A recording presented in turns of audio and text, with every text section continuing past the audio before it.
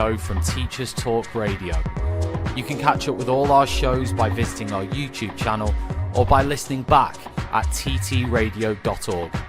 Don't forget to like and subscribe to enjoy more live education conversation from TTR. We hope you enjoy this show. Outstanding, a world-class vision, a world-class this. I'm a real leadership geek, honestly. I've spent my whole career reading books and chatting to people. I just find the whole thing and the announcement, the way it's been announced, bizarre. If you could move away from a model where teachers are so intensely focused.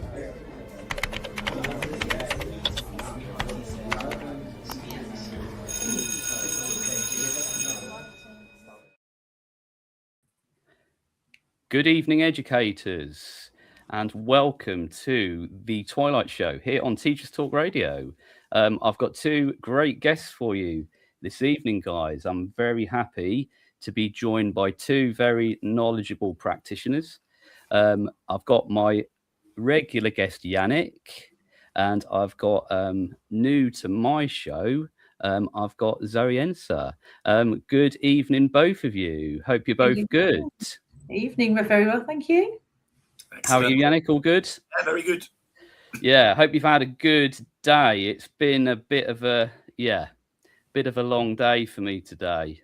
It's that sort of time of the where January feels like it's never going to end. So we're pushing through. So we've got for you this evening some interesting and potentially kind of, well, we don't want to say controversial topics, but there's a couple of topics and things that I've seen around that piqued my interest in terms of what's going on, what's topical out there. I probably spend a little bit too much time on social media, which is ironic, seeing as one of the things that we'll get into tonight is this social media ban for under 16s. Now, what's interesting about that for me is, I don't know, I think you two are aware of this, is I got hacked on my X account, which meant that on, I think it was Christmas Day or Christmas Eve, I can't remember, it was actually around Christmas, where I must have clicked on that link. We had this link. And by the way, if any of you out there get this message saying, please, can you, I need these extra votes for something. I don't even know what it was, but liking it, I didn't even think I'd clicked on it, but I must have done, I think, because it came from somebody who I thought was someone I knew, but obviously it was someone who had been hacked. What a silly thing to do.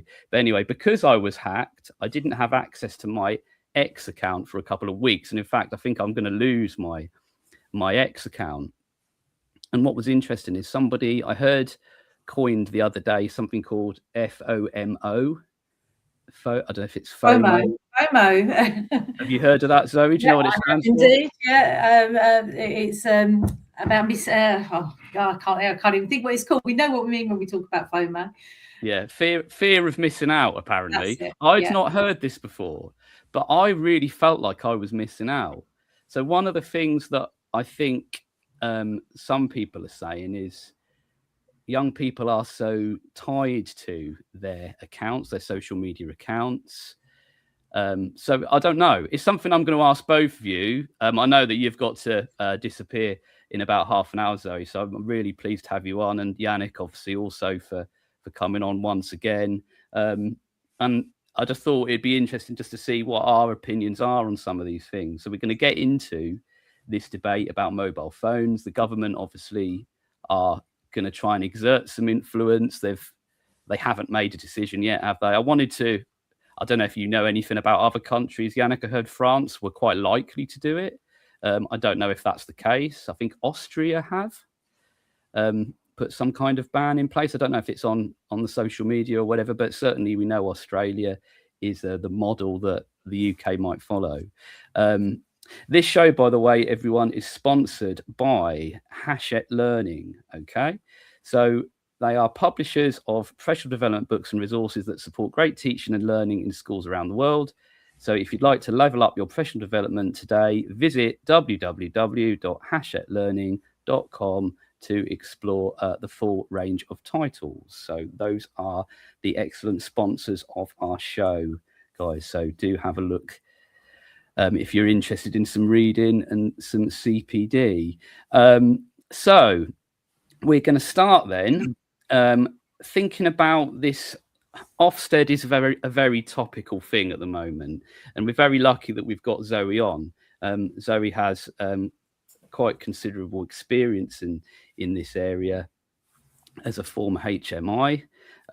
So between, obviously, we're going to see what our opinions are, what our feelings are. I've not been involved in an inspection under the new framework. Have you, Yannick? No. I don't think you have you? Because I know that you had one a similar time to my school had an Ofsted a couple of years ago. Yeah. So it would be we're in the window because we are let's say we're an improving school. We are improving, so we are expecting Ofsted, which will be under the new framework, of course. We don't know exactly when, but it could be soon. So we're expecting it. It'll be interesting to see what the difference is. So let's just start with that. So obviously, Zoe, we as teachers are quite interested. You obviously have a more contextual view than we do. How do you feel the new framework is looking? So do you feel like things are improving, and how do you feel like it's going down with schools at the moment? Well, firstly, I have got a school that's in the window. They're kind of due, and so we have that Monday morning of seeing whether the call comes in. So we've still got that element, which I know was a big factor for heads. At least it's Monday, as opposed to thinking Monday, Tuesday, Wednesday. So there's a bit more consistency there. What I'm hearing from people in the sector is that it is much more relational. It does feel more like a conversation and a collaboration. Personally, whenever I was on inspection, I did work very hard to make it collaborative and a conversation with leaders to really understand the context of everything that was going on within that school when I was talking to them. But it's certainly the message that I'm hearing. Some people who've experienced the new framework hadn't been inspected for a while. Some of those were the kind of schools that volunteered to put themselves forward because they wanted to have a little bit more control of when that happened, if they could, and that's understandable as well. And their experiences again, and if you look at the reports that have just started to come out over the last few weeks, you'll see a lot of those are landing in that kind of strong area or exceptional area. So these were schools that were obviously feeling very, very confident. I think we'll get more of a spread of a sample of what other schools are experiencing in that situation as we go forward, and that will be interesting to watch. I think there are a few areas where I'm not convinced by. So, for example, the continuing to combine attendance and behaviour. I think that we have a lot more kind of sway when it comes to dealing with behaviour in our school than perhaps all of the time with attendance, because that is not just an individual school picture, it's a national picture, and it's also an international picture. We've seen that real decline in school attendance, and that can be really tricky to then be saying you are going to have that kind of judgment sat there around attendance, but actually we recognise you couldn't have necessarily done anything more with that. And if it was teased out, you'd be able to really see that, whereas being subsumed with behaviour, I think that makes it trickier.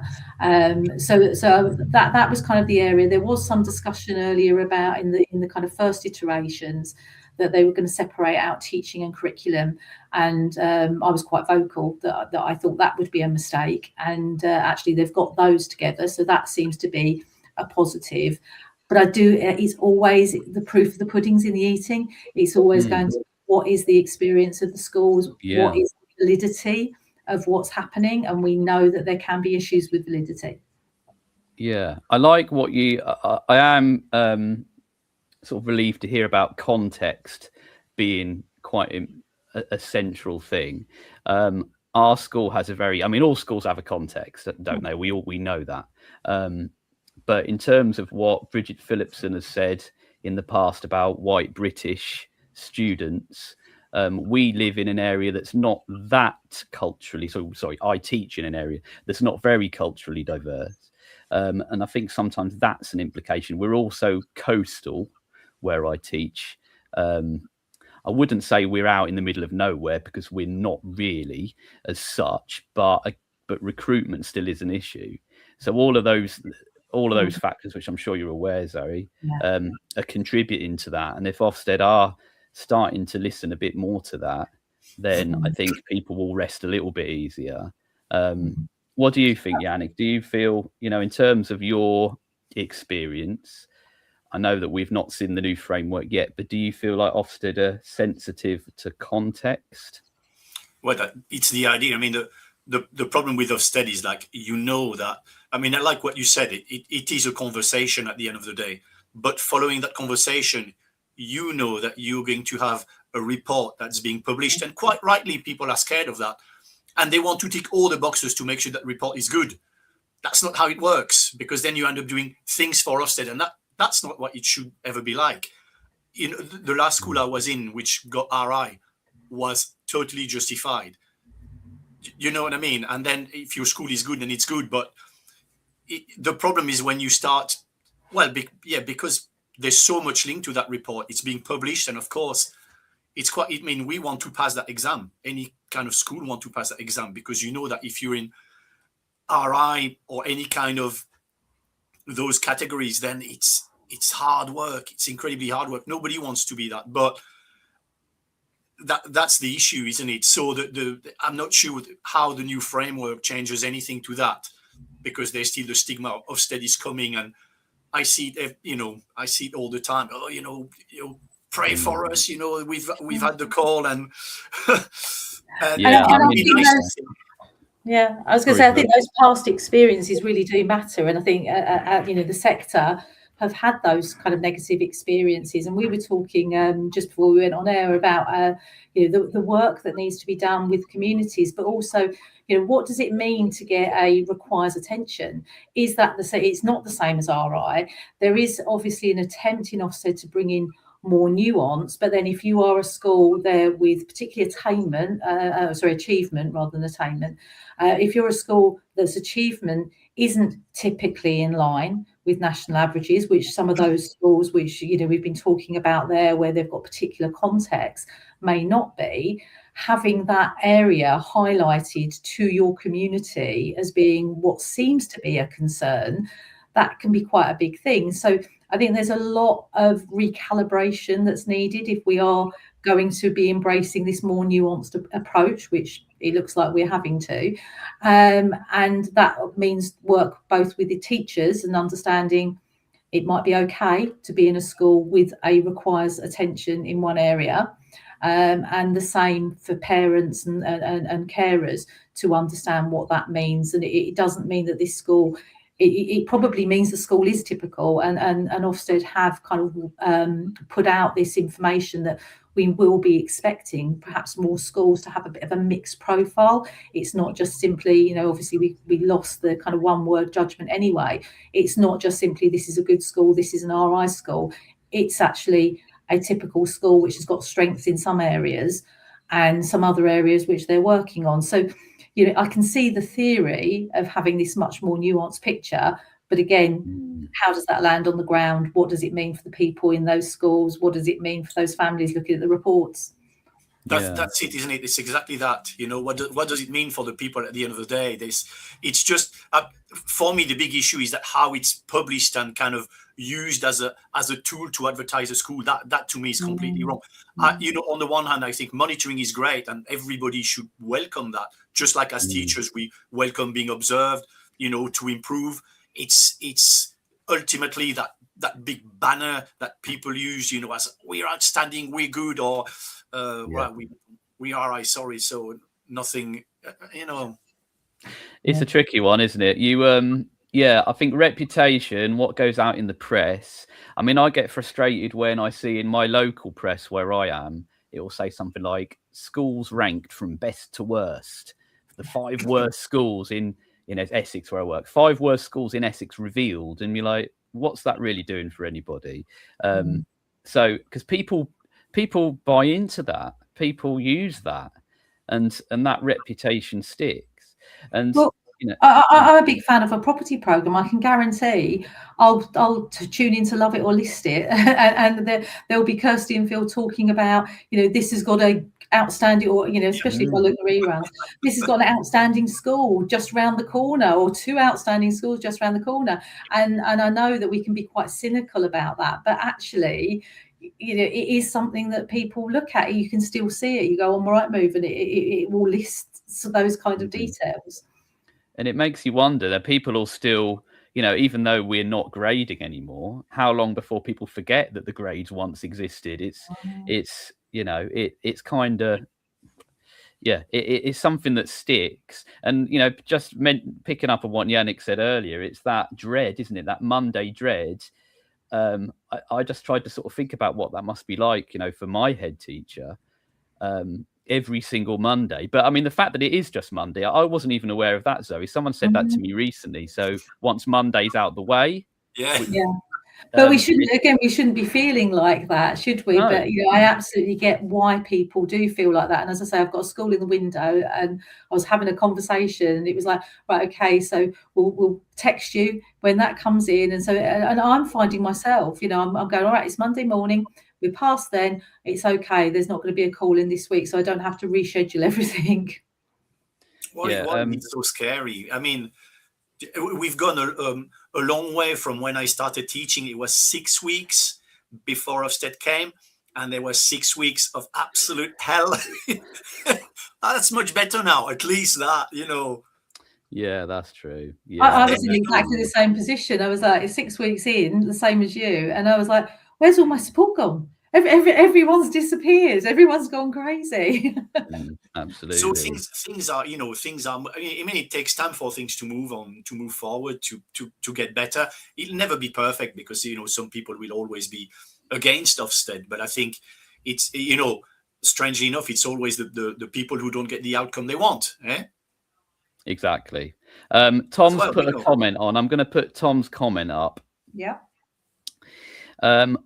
So he's talking about Ofsted and the fact that it drives the media reporting. So I suppose what he's saying is we're talking about the media reporting.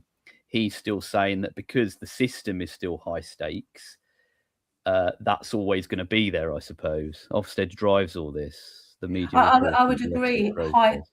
That point you made there, high stakes drives this. And we can, and I can remember kind of in my pre-Ofsted days being really, really cross about something that I thought Ofsted had done. And actually, when I dug into it, it was the DFE wanted it. And so when it comes to things like high stakes, and I know there's been a lot of back and forth about whether Ofsted themselves can lower the stakes. But actually, while the DFE still need that information and need that data and want to see how schools might need support, obviously we've got RISE teams now. They need to be deployed in a particular direction by the DFE. And so I think, by the system existing as it is, yes, it continues to be high stakes, and therefore it does potentially continue to drive that. But I think lots of different parts of that have a part to play. And I think while the DFE still needs that information and wants that information to be made public as well, coming back to that point of, being a report, having that at the end, having your name or your school attached to that report, that does make it more high stakes. But I think there's a whole big system issue there, not necessarily Ofsted saying, well, this is going to be fantastic. We're going to continue to drive those high stakes. It's part of a machine, I guess, which is a bit depressing, but that's kind of how the whole government process works. Do you ever see that changing? Because at the moment, it has felt like a them and us in the past. If what you're saying it is more now, it is more people working together with Ofsted. Can you ever see a time when Ofsted are just, I don't know, permanently deployed into trusts or something like that? I mean, it doesn't. Do you ever feel like there's going to be a substantial change? I think some people might say that when Ofsted did the big listen, I don't know what people were expecting, but I mean, I don't know.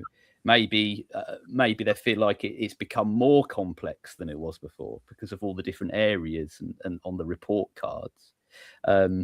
But can you ever see a time when we get extensive changes to how we hold schools accountable? I think it's a really tricky one, isn't it? Because if we are saying that we need that accountability measure for public funds, then that is always going to therefore mean that there's got to be some kind of independence or relative independence. If, as you say, deploying inspectors within trusts, then are we marking our own homework? How does that kind of independent accountability work? Whether we need a completely different, not Ofsted accountability, that's a question to ask. And that's a question that it would be kind of a governmental decision around what that should be, and if that is the case. There's a lot of schools in England, and there's a lot of areas to look at, and we've got slightly different systems over in Wales and over and up in Scotland as well, and internationally there are different approaches. So it's really, what is it that I guess the government wants from it, and they will say parents want it. I'm never entirely convinced by that argument, but what is it that government wants from this system of kind of accountability and measurement, and that will make the difference with that relationship, I think. Yeah, certainly moving away from one-word judgments. It definitely was the way that we had to go, because people weren't looking beyond the one-word judgments. You could make the argument, of course, that we can compare schools more, I don't know, in a bit more detail in terms of if my student is a particular student who may not be a high flyer but needs particular SEND support, is there a school that does well in terms of its inclusive teaching? I don't know. So it might be something that's a better tool for parents. Like you say, we don't know. The government will say that it is, but that we know that the government will say something, and then they'll say something else, and then another government will come in and they'll say something completely different. And that's the problem with education in this country, always having been quite a political football, and you end up being pushed from pillar to post, trying to appease different things, and actually a big conversation about what's education about, what's effective education, that kind of is cross-party. And I know the Select Committee do some work on that, but they're not really driving forward legislation and policy.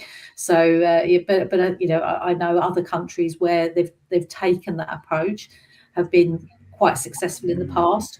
Perhaps those successes haven't sustained in the same way. And but thinking you are moving towards whatever the flavour of the month is, depending on who's in government, isn't a comfortable position for schools to be in. No, absolutely not. I wanted to ask you, I did mention about Ofsted in maths, and obviously to some extent we do have Ofsted consultants, and that was one of the things I wanted to ask you both about. And I'll start with you, Yannick. What are your feelings? My feelings sometimes with Ofsted consultants, I mean, I've worked with different consultants have worked with me. Obviously, my experiences tend to lead, like anyone, my opinion. They haven't always been the best. I'm going back a long time when, somebody who was meant to be supporting me did everything but going, it goes back quite a long way. I also know that there's some excellent Ofsted people out there doing brilliant work in terms of consultancy, and I'm certainly not wanting to have a go at anyone, but my feeling is more about Ofsted, specific Ofsted consultants working in maths or working in schools to advise schools. Is that really the right? Do you feel that's the right way to? What do you feel about that, Yannick? Do you think that that's fair, level playing field? It's been an incredibly long time that I've had to attend a training provided by my school with an ex-Ofsted inspector or a consultant. So a lot of schools don't tend to do that anymore. I mean, there's always been people in maths that employ people to improve standards. Now, you've always got to think, what kind of people are these? Usually young, ambitious people who will actually improve results, but at what cost, and that they will move up very quickly as well. I'm in two minds about this. You can do a lot of things on the, pretending that you improve standards. It's improving standards very easy, two easy words to make people do anything to change, move things. I mean, and when it does work, because there's always measures to improve standards. There's loads of ways to do this, and I don't know. I mean, the only experience I've got of ex-Ofsted people is when we've had reviews of subject reviews, always led by people like that, usually on the request of the head, just as an excuse to make people redundant or to tell you that your subject was rubbish and you needed to change things. That's never been positive for me. There was no dialogue in there. People can observe and say, you're rubbish. And my experience and my colleagues' experience certainly has been exactly the same. It's never been. There was always an agenda to monitor a subject that maybe wasn't performing as well as others. Yeah, there were issues, but that was an easy way to say, all right, come in, pay you a couple of grand, tell you everything's rubbish, and then a couple of people will move and you start again. In maths, it doesn't help when it feels like there's a agenda from the word go, because obviously that skews people's opinion before they've even walked through the door. But why would you employ someone if there's no agenda as well? Why would you ask someone to come in if things go well? That's the issue as well. There's always an agenda. There's always a reason for someone to come in. I get a feeling, and you can maybe correct me on this in a minute, Zoe, that Ofsted generally don't want, or I might think, I'm probably thinking Ofsted, but certainly the unions' guidance as well, is to not be involved in mocksteds, right, or similar. I mean, I don't know, but then Matt still do reviews. They are still using maybe ex-Ofsted inspectors or HMIs as a role in their MAT. What's your feeling on that, Zoe, in terms of using those consultants? Well, for a start, Ofsted were always very, very clear that they didn't advise mocksteds, because this attempt to kind of replicate the experience, and even doing a subject review should be quite different. It might have some of the same activities, but it should be quite different to what the experience of an Ofsted inspection is, because under the old framework, what you were doing there was you were using those subjects to sample the quality of education. So you weren't going in and inspecting English. You were going in, and English was one lens through which you considered what the quality of education was more broadly. It sounds all very depressing from Yannick's point of view, and it makes me really sad. And I would be lying to say that I hadn't seen some of those kind of same approaches being used over the years. But I'm seeing that kind of less and less. I'm kind of on both sides as well, because obviously I'm a school improvement lead for a trust, and I go in and I work with people, and I think that's the key. I work with people to look at the areas that we're going to, not for Ofsted, but the areas we want to improve for those young people. So today I was, a lot of my day was involved looking at careers and exploring the careers provision and what that meant for pupils within that community who are disadvantaged, and pupils with SEND, and what that provision looked like for all of those pupils. I wouldn't work in school improvement if it was a case of you're kind of coming in and you're doing that. And I know I've had pre-Ofsted people that approached me and said, can you come and do this mocksted with me? And I was always really clear at that point, I haven't had Ofsted training. So even if I go in, I can come and support a subject review or an area review. But what I can't do is replicate an Ofsted experience, and nor do I want to. I don't think that's going to be helpful. We might have a coaching conversation around the things that you might talk about, and that's something that I would do now. But when I wasn't Ofsted trained, I was always very, very clear about that. In terms of consultants coming in, obviously, if you are somebody who's working with Ofsted as an OI, you shouldn't be then sharing that kind of, this is something that Ofsted have shared with me, but things have shifted quite a lot because there's this increased transparency. They've put out all of their training that's given to inspectors. Now, that's not the same as sitting there together and discussing it. It's a video of what that training looked like, and it's the same messages, but an attempt to kind of level that playing field to increase that transparency, and everyone can use that in order to have a look at it. Going in and giving advice on something, though, if you are an ex-inspector on a framework you haven't experienced, working with a team who might not be Ofsted trained, or trying to advise on something you haven't perhaps seen on either side of inspection, I think is not useful. You know, I'll be quite blunt. I think it probably helps embed myths, which we don't need. You know, if people are worried about something, they will latch onto things. And there's something at the moment there's a lot of that on the internet around handwriting, and I can see already some myths coming out around what Ofsted might be looking at for handwriting and what this might mean for our context, and this is that kind of problem that's there. And you know, I've heard stories of somebody who's gone in who's been Ofsted trained or has been an ex-inspector, and I've heard some of the things that the school's been told, and it's taken them off in a completely the wrong direction, and they've not been happy with it, and I've not been happy with it, and then we've had to unpick and work back and think about why. So I think we have to be really careful, and leaders will make decisions about who they want to bring in, and I hope that they're not kind of bringing them in with an agenda to get people out and that kind of thing that you were talking about there, Yannick. But leaders obviously will make the decision. But any kind of consultancy, whether it's Ofsted style consultancy or whether it's something for subject or something for kind of teaching and learning, you've got to really be sure of quality. And I worry a little bit about some of that quality when it comes to Ofsted style consultancy. Yeah, I've certainly had experience of people coming in and making judgments based on what doesn't seem like a great deal of evidence, and then a narrative being created, which then the school invests a lot of time and energy and mental health stresses on those staff.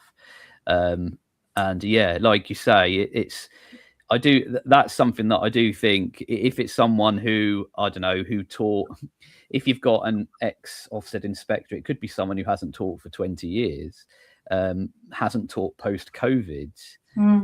It's a completely different landscape to what it used to be. They may not be, if they work in a trust, there may be several schools in the trust that have completely different contexts that they may not fully appreciate. I don't know.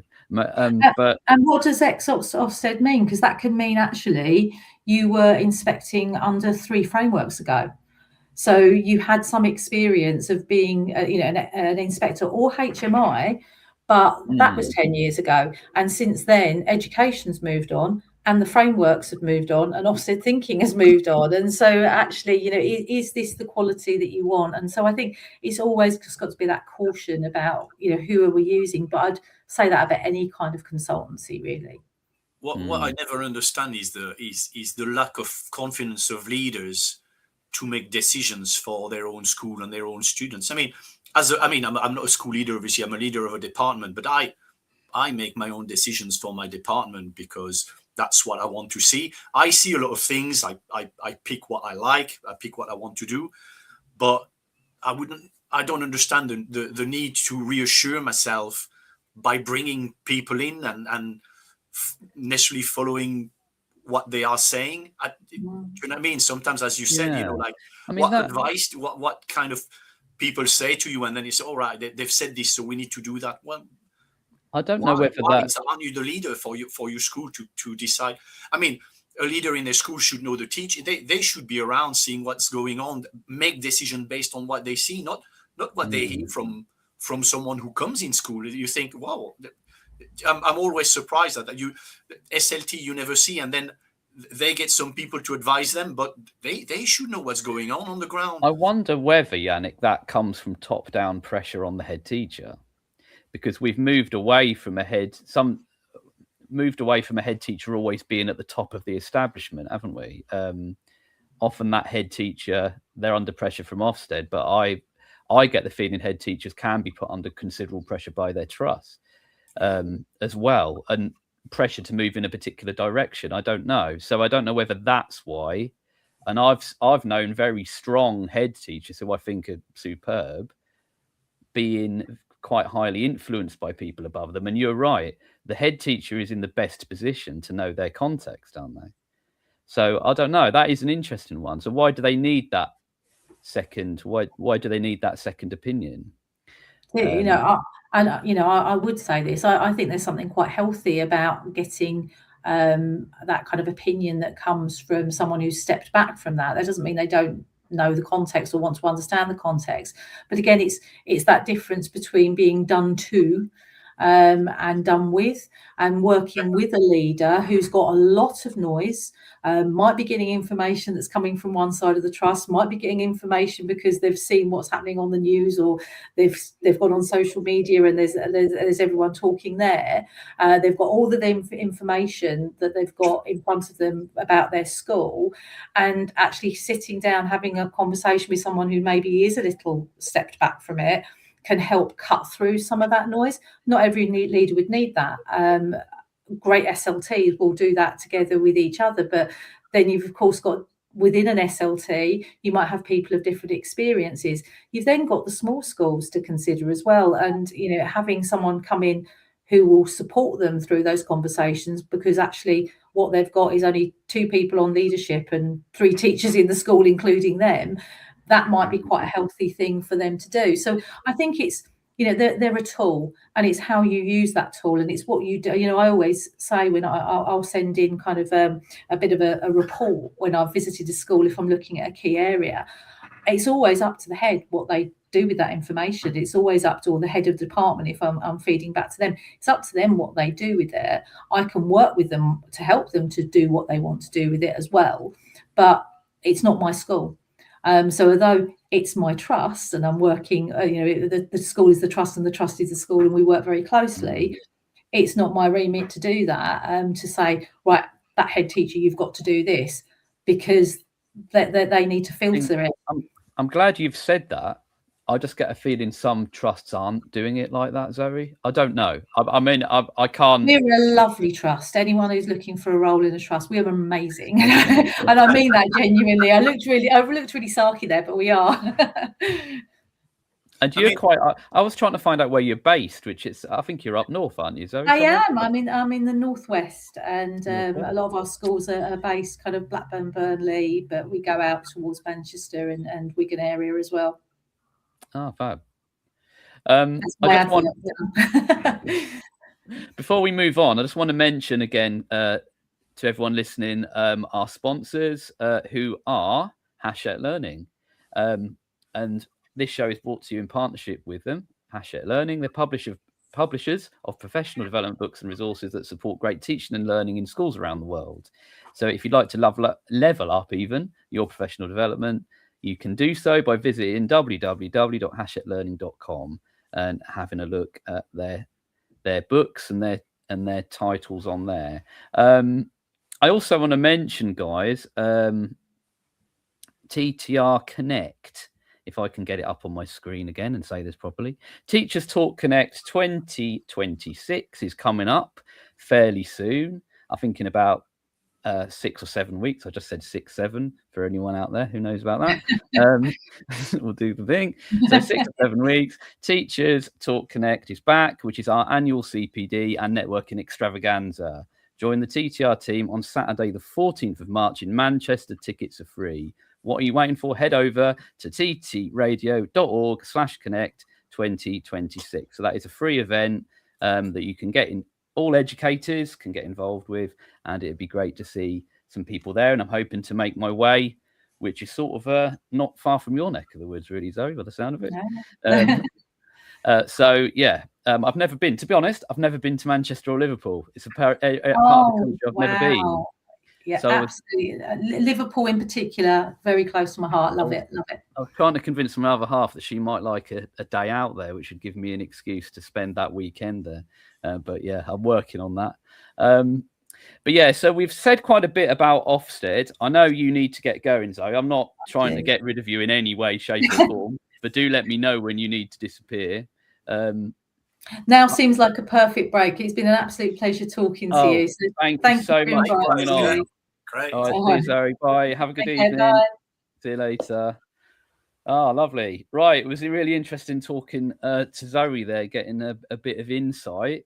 So it's Yannick and myself for the rest of it. Now, the other big one, the other big juicy one is this social media ban, isn't it? I was just wondering, I don't really know where, I'm not in one camp or the other really yet. I don't know. I'm just going to say, I'll give you some time to think what you're going to say about that, Yannick, because what I've seen online is that two opposing views. First of all, there was an article I saw in TES by a teacher, secondary teacher, Simon Lightman, his name is, and he's made some points about the social media ban not being a good thing. He said you'd still have to deal with social media issues even if it were banned, so it wouldn't completely get rid of the issues. It may create the appearance of safety while ignoring deeper problems. He also thinks that schools should have a role in risk management and teaching children about, online risks and as if we didn't do that. Yeah, as if we every, don't do every that year already. from year 7 to year 11. Actually, I'm still doing it in a year 12 tutorial. So exactly that. I mean, what are we saying here is that, yeah, it's okay. So there is that. So, let's not do it because it's not going to get rid of the problems. No, it's not, but it's a start, isn't it? That's what we're talking about. It's a start. Yeah. It's, of course, it's not going to be perfect, and it's not. You can say that with absolutely everything. Let's not do it because it's not going to get rid of the problem. Anything, So which way are you leaning on it? Would you say, Yannick? Are you leaning towards the ban? Like you, it's hard. We work in schools, so of course, when you work in schools, you're a lot more measured, aren't you? Yeah. We don't have a view from outside. We've got a view from inside. Gut feeling is absolutely. Let's do it. I think because you can see it as a parent, as a teacher. Phones are nothing but a distraction. I say that, and then we use phones in lessons sometimes to do some bouquet at the end of the lesson, so that's great. And of course, if they don't have that, I can't do that, which is a very nice, easy activity for me to end up a lesson with. So it's not all negative, but saying that a bouquet is only a game, so there's not necessarily, people will say there's not necessarily any educational value in there, although I can argue that we actually seeing all the words in a fun context, so it's not wasted time either. I don't think it is. I mean, I do like a Blooket quiz. I use the school laptops. I book them, last 10 or 15, usually 15 minutes by the time they're fired up. I used to work at a school where there was a set of iPads, and they were excellent. You could just turn them on and you'd be off. There'd be no dead time. At the moment, the issue is getting them logged on and issues like that signed in. But yeah, I like a Blooket. The kids like a Blooket. It's a bit different. Sometimes they'll say, "Sir, can we do one that's not about science?" And I'm like, "No, it's a science lesson." Yeah. Sorry, guys. So no, I'm not. I'm already taking a risk here. If someone comes in and sees me playing on the computer, If Ofsted was in this lesson. Yeah, if Ofsted come in. Yeah, I've already stuck my neck out for you, kids. Meet me in the middle. But so it can cut both ways.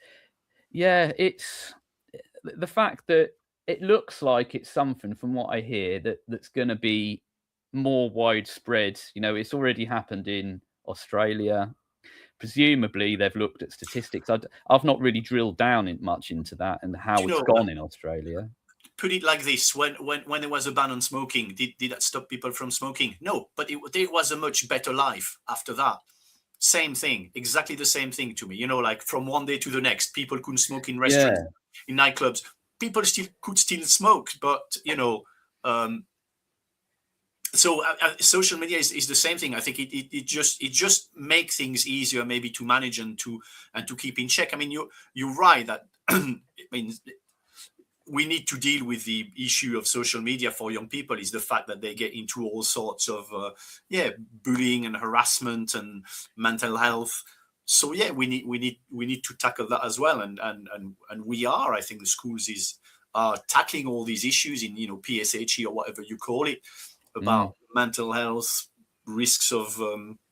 I think a phone doesn't have its place in a school. That would make things easier on a lot of levels, and Yeah, definitely. I mean, we know that there can be some positives. I've got some things here. I'd looked a little bit and used some AI just to sort of summarize some things. But they're saying it's UK doctors report growing evidence of harm. What's it saying? It's anxiety, depression, poor sleep, high rates of cyberbullying. Exposure to harmful content, bullying, inappropriate material. Even limiting development, they're saying potentially. So when you actually read the list of the reasons for doing it, there are some more compelling arguments there, I would say. The only thing that did surprise me, because we have this thing at the moment in our school, which is really good. It's called Votes for Schools. I don't know if you've heard of it. But there's a topical question that the students have to think about. Like, does global politics affect me? Which that was the first one, which for a kid, I'm trying to think, when I was a kid, I probably would have thought, what, that's nothing to do with me. But then obviously this one has been about the social media ban. But something that came up out of that interested me was the NSPCC, ChildNet, and the Molly Rose Foundation say social media ban would be wrong. Social media ban for under 16s would be wrong because it creates a false sense of safety. So we've got that argument again. Drives children into more dangerous spaces. Removes support networks. Lets tech companies avoid responsibility. Fails to. I don't think that's a strong argument because tech companies are going to try and avoid some responsibility, aren't they? Because they want those clicks and they want that. It says fails to fix harmful algorithms and design choices, creates a risky cliff edge. Some are saying when they get to 16, there's going to be this cliff edge where they've not been allowed social media, and then suddenly everybody at a certain age, at that age of 16, they can suddenly start accessing that social media. For me personally, I am leaning towards, because as teachers, well-being has got to be central. Child protection has got to trump everything, hasn't it? And I think there are some arguments.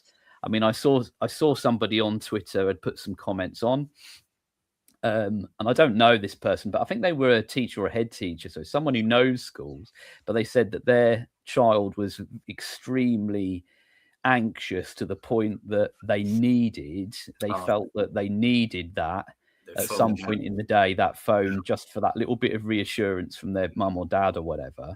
And it made me think, well, maybe there will need to be dispensation. Yes. In some extreme cases. That's an extreme case, isn't it? Having to ring your parents during the day when you're at school. That's not necessarily usual, is it? It's very unusual.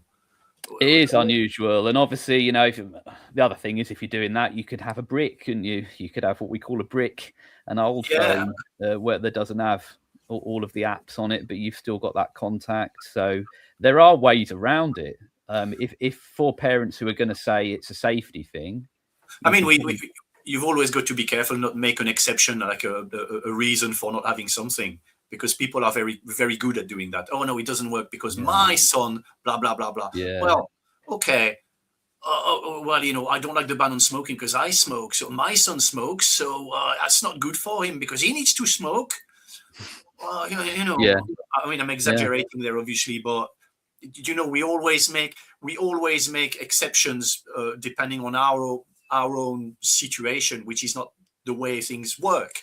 There's a law, and then quite rightly we should be able to make exceptions and change things depending on people's situation. But I think we are very good at that, schools as well. I think we are.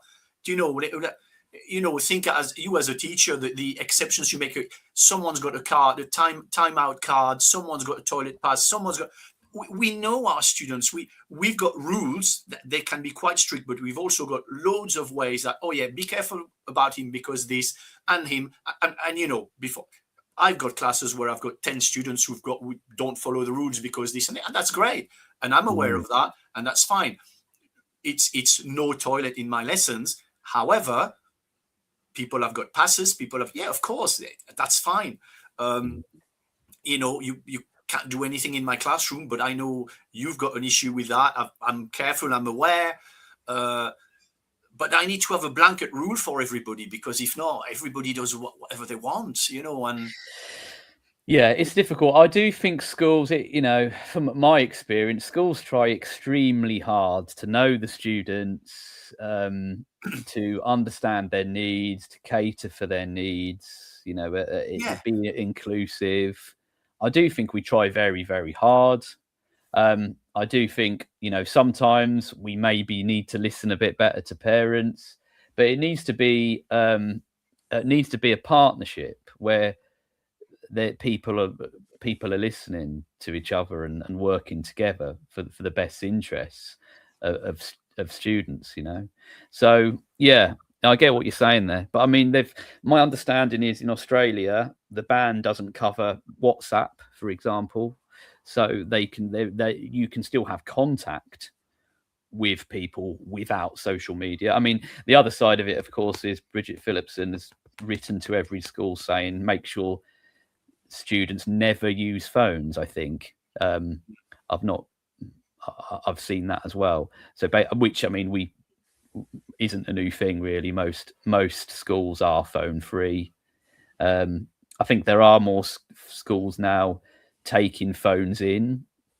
I think I saw somewhere, you know, the pouches. I don't know much about these pouches, but I saw somewhere that there was no, for adults, it was an adult thing where they would do, where they would go into like a music event, and they had to put their phones in these pouches, and they released automatically at a certain time, so they physically couldn't get their phone out until the pouch released, and I didn't know that thing. I didn't know that existed, but I don't know whether some schools are doing that. I mean, do you know? Yeah, we say about the kids, but adults are as bad. You know, how many times have I been in concert? I mean, one where I was in, you know, like classical music concert, and that people at the front phones rang, and I mean, how embarrassing, appalling for an adult to be in that situation. Yeah. It's pretty shocking, isn't it? Do you know, I haven't had kids whose mobiles have rang in my lessons. So in a way, she's a lot worse than that. But, you know, and it was hugely embarrassing. I mean, come on. You know, some adults have no more control than the kids we teach. That's for sure, you know, like, so. No, they really don't. You see people pushing their children in buggies with the phone. You see people in queues in traffic with their phone in their hand, even though I can't believe people still do that. But I know. I just literally, I can't believe why they're doing it and why they need to do it. But there you go. So like you say, it's that ingrained thing. I don't know. Sometimes parents might need more winning over than their children. I don't know. It's something that's going to rumble on. It'll be very interesting to see what the government do, because I mean, this government generally, whether you are on their side or not, they do seem to like really be trying not to annoy people, but managing to annoy people. So whatever they do is going to be wrong. That's of we all course. know that already. Whatever they do will definitely be wrong. We'd go with it, though. That's the thing, is whatever, you know, we'd moan about it, but we'd go with it because we have to anyway. So yeah, we have to. Yeah, absolutely. We have to just run with it, just see what they do. But it will be interesting. I do think, all the sort of evidence and does point to the ban being the way forward, but yeah, we'll see how that goes. We're coming into 54 minutes of the show. The only other thing that I had on, and we've only got like 5 minutes for it, we can obviously run over a little bit. I think there was a comment there on the chat somewhere. Yeah, we've had a couple of comments on the chat. I don't know whether they're ones that I want to read now, because they're talking about slightly particularly off track on what we're talking, but that would be an interesting one to talk about. I won't put it on the screen, but I'll just say that they're obviously quite focused on SEN and EHCPs.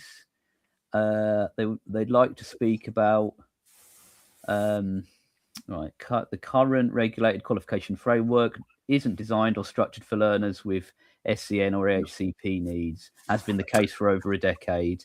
The only way to fix this statutory gap is for legislation to be changed. Just wondering if you'd be willing to comment or discuss. So I might get in touch with that person. So thank you, Lauren, for those comments you've put in. Maybe I'll get in touch with you and we'll have a bit of a better chat about that. I wasn't ignoring you deliberately to be rude. Obviously, if there's a comment that we can really talk about, it's not something that I don't know if Yannick and I something that we can really get into at this point. But yeah, I'll thank you for that one, and I'll probably get back to you about that one. Yeah. So the other thing I had was I've got quite an interesting question to ask you, Yannick. What do you think of this argument over trads? If you're on Twitter, X, there seems to be, it's always been very factional, and we had a little bit of a chat off air, sort of Zoe, Yannick, and myself, and we were sort of lamenting this fact that it is very factional. There is a lot of flag waving that goes on. If you criticize someone, what tends to happen is the people who generally agree with that person will then come out to defend that person. Yes, of course. It's awful. But my point is, what do you? This has been something that's been sort of running on. Trads versus progs, right? People come on and say, "Oh, you're a trad. You shouldn't have him on. You shouldn't be platforming him. He's a trad. He's only cares about bossing kids around." And one of the comments, and I won't say who it's from because I've deliberately not mentioned any names in this show. I mean, I could because it's out in the public domain. But there was a comment put out there along the lines of relationships, right? And that's another word. If you say you've got to have good relationships in school, there's a meltdown. Everyone's like, "Oh, what's that? What are relationships? What does that mean? Does that mean you're just letting them get away with everything? You're being their mate. You're calling them, you right, mate?" And I don't think that's what it means necessarily. But the comment that I saw that really made me, what I thought was interesting, is the fact that this person was likening having good relationships to like having a cult. So it's not classroom management, it's leading a cult if you are super focused on. What do you think that person meant, Yannick? Yes, I'm reading it and I'm not exactly sure actually what it means, to be honest. I'm not quite sure what it actually means. So if people won't do what you say because of your good relationship with them, yeah, that's true. So there is something else for people to do what you want. It's not because of your good relationship. It's because of what? I'm not sure. It's because of your status, because of your routines, because you are leading. Is that what it means? And is he saying that if people are doing what you want because you have a good relationship, that it's basically a cult? I'm not quite sure what that even means, to be honest. So I think I'm not, and I don't want to take that out of context because obviously a lot of people are going to take it out of context. But my point is, you need, and I think most teachers know, that you need a mixture of all of those things. If I go in just with rules and I'm like straight down the line and I'm mechanically going through my lesson, not really chatting to the students ever, not really asking them about their day and their weekend and their football team and all that, then I think I'd lose something of myself if I did it like that. So I think you obviously need a bit of both. Maybe there are people out there who think you can just be nice to young people and they will do what you want. I mean, I think what it means is that you are not managing a classroom out of good relationship, which I agree. Good relationship is not what makes you manage a classroom. No, the foundation has to be. Sorry, Yannick. Yeah. No. Yeah, the foundation has to be. Yeah, the expectations are clear. There is some consequence to behaviour, And yeah, I don't know. You could absolutely manage a classroom without good relationship, as in you come, you do your job, you teach students. Yeah, you can. I don't think the good relationship is the foundation of managing a classroom, which I tend to agree. But of course, that is, again, I find that very polarizing, because of course I'm not in this job not to have good relationship with the students. Of course, it would be a horrible job. I'm obviously in this job because I like kids. So of course I tend to be, I would say, yeah, I tend to be strict, have rules, but I'm also, I hope so, I'm also good fun to be with in the classroom, because I'm fun. I like the relationship. Of course, I'm not only here to teach. I don't spend 60 minutes where there's no wasted time other than learning, because I find that also a little bit, or in my lesson, out of 60 minutes, and I'm proud of this, 59 minutes will be hard learning. Wow, okay, wow, come on. I don't like that. I think we bow down to you and your efficient use of learning time. I'm the best. I'm the guru. You'll remember, guru. I agree with that. I've never really liked that teach to the bell and everything else, and the do now and all that. And I understand why that does help, and we do obviously want to use the time wisely. We do want to not sell students short in terms of their opportunities. Yes. But yeah, they do. I find in students want just for you to, I don't know, if you just show them a bit of kindness, a bit of attention from time to time. But then it depends on the context. More than from time to time, Tony, don't you think? Yeah. Most of the time. They want a bit of kindness. They just want a little bit. I don't know.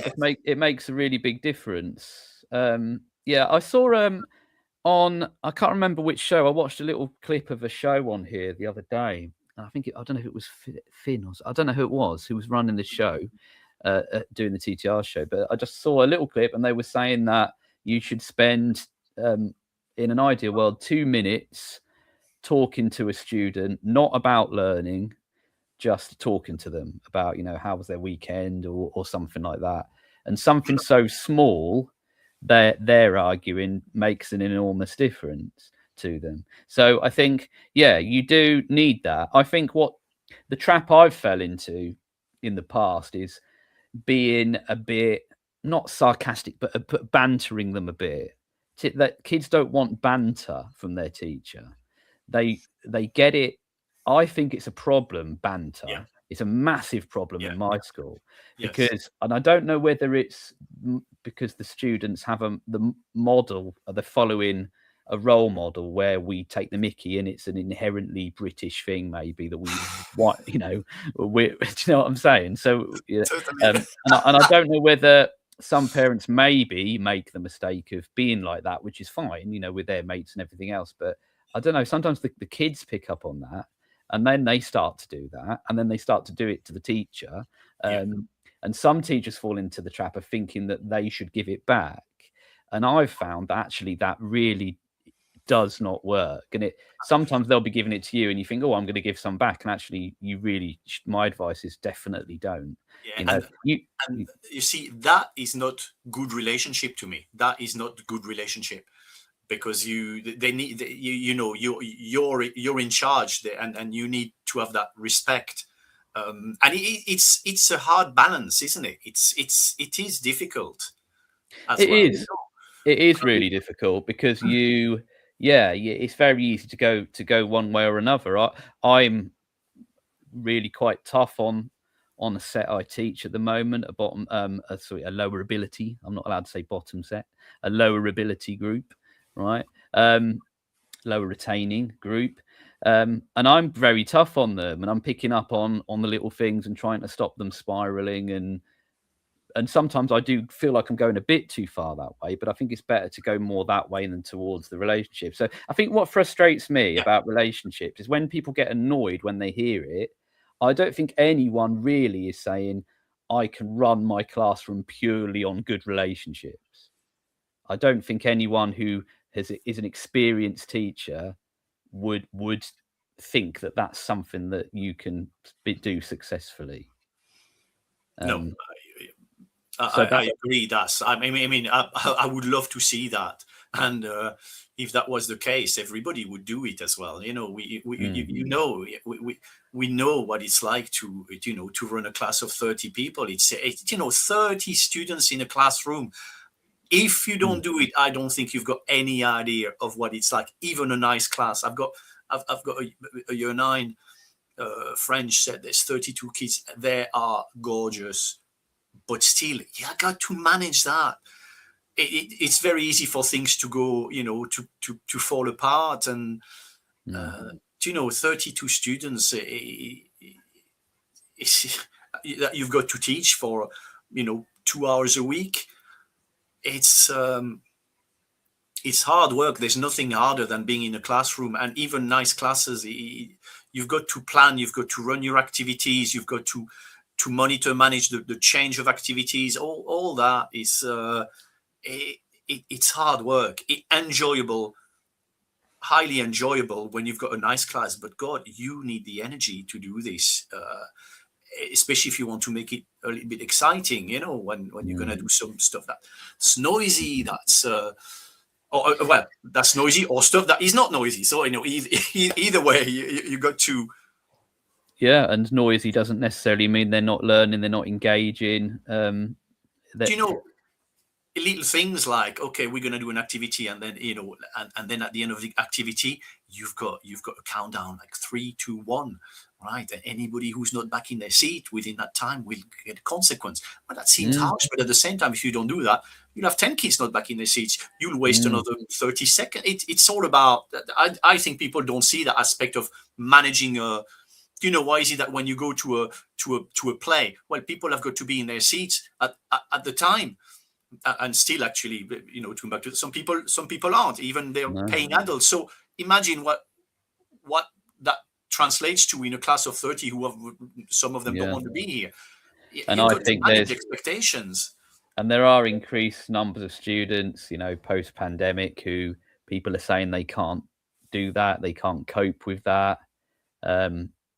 There's always been students who've really struggled in that environment, but it seems to be that there's more and more now really struggling. And yeah, it's difficult, that one. It's difficult. So it'd be interesting maybe to do a show in the future, just talking about this trad thing, because I'm interested in this idea that some teachers are seen as trads, progs and trads, and I don't think it really works like that. I think we all need an element of trad in terms of very clear rules and consequence, because otherwise I don't think anyone's ever going to get anywhere. So it's just a very unhelpful label that I find, pops up all the time. People are associated with it. Certain people, big names, I won't mention them now, but I'm sure you can think of some names who would be associated with the traditional Of course, consequence to bad behavior, detention, internal seclusion, and so on. People do the same in a way when you express an idea to put you in a box of you're Labour or you're Conservative, and in a way in America that was a lot more blurred, where you between the Democrats and the Republicans, where you can have some of the same ideas and you end up voting for the people sometimes rather than the political party. But yeah, you're absolutely right. Sometimes it's not helpful, and it's in a way it kind of quashes the discussion as well, because then you put you in a box and then game over. All right. Yeah, then that that person, and and that's been interesting, sort of rebuilding my account on X, because obviously I can be a little bit more selective now. It's interesting seeing accounts that I've either blocked or they've blocked me in the past. Yes. And yeah, it's interesting. And but it's great because you're right. I there's nothing worse than being in your little echo chamber and only seeing the people that are in the same category as you, that think like you or that you agree with all the time. It's not healthy. But a lot of people do that, I think. But I just saw that Tom put a couple more comments in, but I'd missed them off. He said, "We don't have time for that." I'm not sure what he meant when he said, "We don't have time for that." And I think a lot of teachers do that anyway. So I think, you know, he's right though. He's right. We'll just say he's right. It's something that will rumble on and on, isn't it? This argument. How strict should you be? What should your rules be? Should you have silent classroom? Should you have slant? Is that was talking about the Facebook clip, he says. Oh yeah. Yeah. So the 2 minute. Oh, that was it. Yeah, the one that I mentioned. Yeah, thanks, Tom. About the 2 minute, and he says the relationship building, which is an interesting one. It'd be interesting to get some more thoughts on this relationship thing, this trad versus prog thing. So if anyone is out there listening, we'd really like some more people to come in, particularly if you're a classroom teacher, because we can get consultants in, we can get people who have written books in, and that's all very good. They've got some real proper knowledge that they can share. But what we're really interested in Teacher Talk Radio is people in the classroom, people at the chalk face. So if you're listening to this now, thank you to everyone who's been listening to us talk. I hope there's been something out there. Yes, you guys. Yeah, we need you. We need you to come on here and talk to us and talk shop with us. We're not too controversial. We're just giving we're always careful what we talk about. We're not, we might upset some people without really meaning to, but it's not deliberate. But if you want to come on and give your thoughts on some of these things, maybe you want to come on and start hosting one of these shows, then do get in touch. If you want to come on as a guest or a host in the future on Teachers Talk Radio, then get involved in that. Right. I think we should probably call it a night at that point, Yannick. I just want to say thanks for coming on again. It's nice to see you again. Thank you. I hope things are all good with you. And yeah, I'm sure we'll see you back on here again. I'll be back in 2 weeks, guys.